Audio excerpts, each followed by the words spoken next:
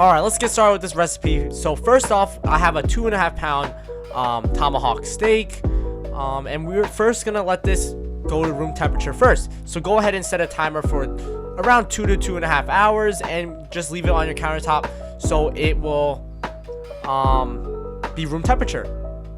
Next off, we're gonna make our rub that's gonna be on the steak. So first off, get 2 teaspoons of salt.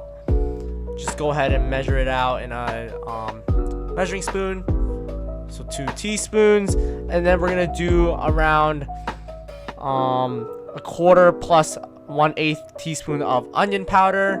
Just add it right in like that, and then about half a teaspoon of rosemary, or 5 shakes. Also, we're gonna do half a teaspoon of paprika, and then a quarter teaspoon of cayenne. So just go ahead and break it up, and now we're gonna grind in some ground pepper, as much as you like. Next off, we got our steak here, and it's been 2.5 hours, and now we are gonna first cut off the large piece of fat right here, and we are gonna render it in our pan later, or you can use it for other times when you cook. So just go ahead and evenly sprinkle the seasoning on top and on the bottom, and make sure you do it on the sides as well, and make sure it is well coated. Just go ahead and pat it in and don't rub it.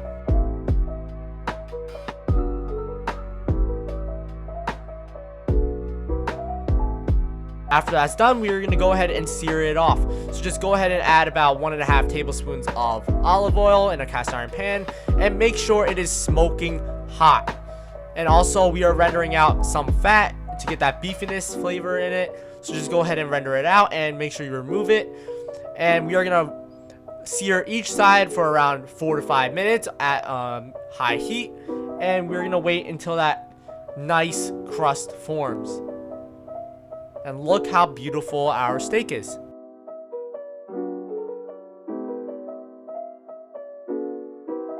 Just go ahead and flip it over after around 5 minutes, and look at this beautiful crust.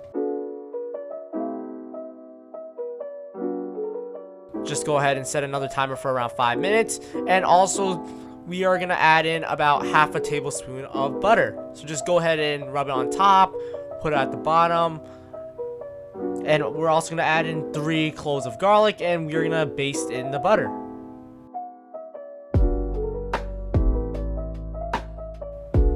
Just go ahead and remove the any fat you forgot, because I forgot one. And just go ahead and transfer it onto a baking sheet, add in a little bit of butter, and we're going to put this in the oven to finish it off. So just go ahead and set your oven at 255 degrees for 52 minutes, and this will give you a perfect medium doneness steak. If you want a medium rare, then put it in for only around 45 minutes. Now we're going to cut up some mushroom, and we're going to saute some. So I got 2 small portobellos, and we're just going to wipe it down. I'm not going to wash it because I feel like all the mushroom flavor gets washed out. So I'm just going to I'm just going to wipe away the dirt with a damp paper towel. Next, we're just going to cut it into a 1/4 inch slice. Just go ahead and cut your mushrooms like so, or you can dice them if you want, however you like it.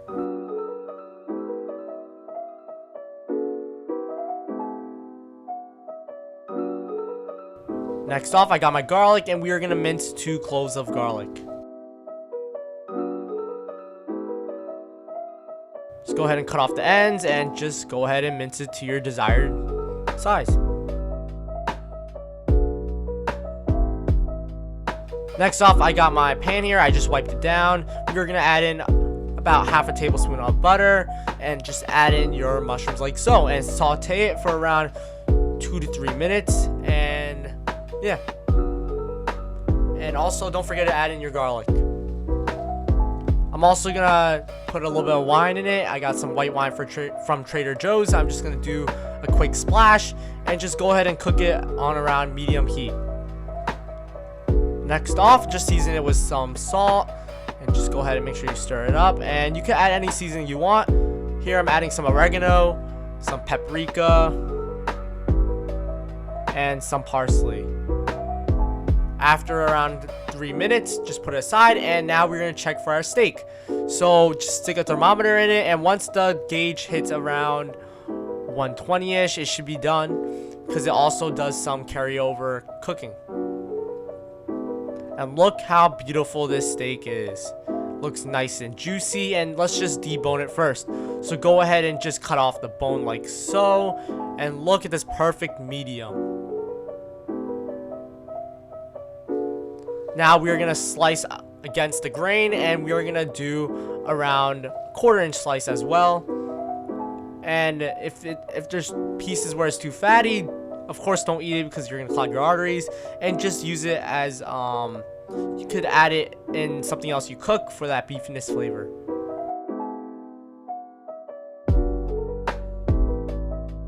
After you're done cutting it, now it's time to go ahead and plate.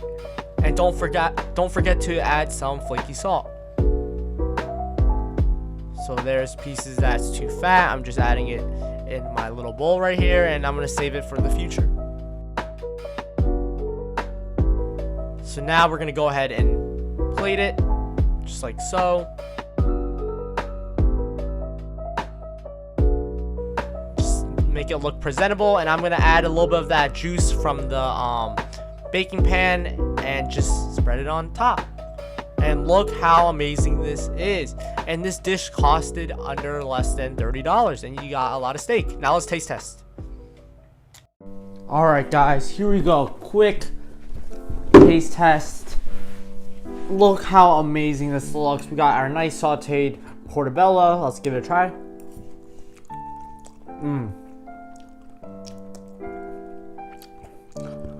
The natural portobello taste really complements the steak juices we put on top. Now, here we go.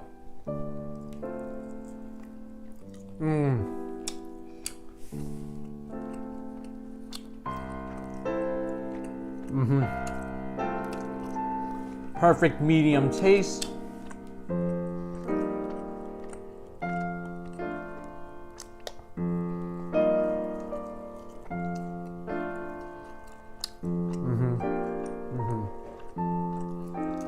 Wow.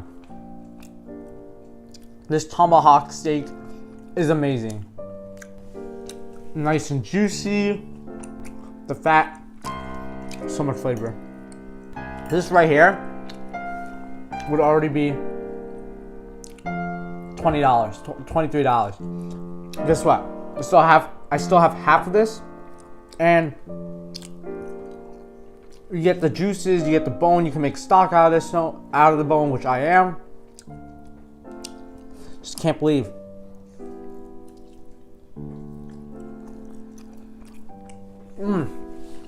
10 out of 10. Better than steakhouses. Okay. I mean, except if this wasn't on grill, it would probably taste better. But still, really amazing.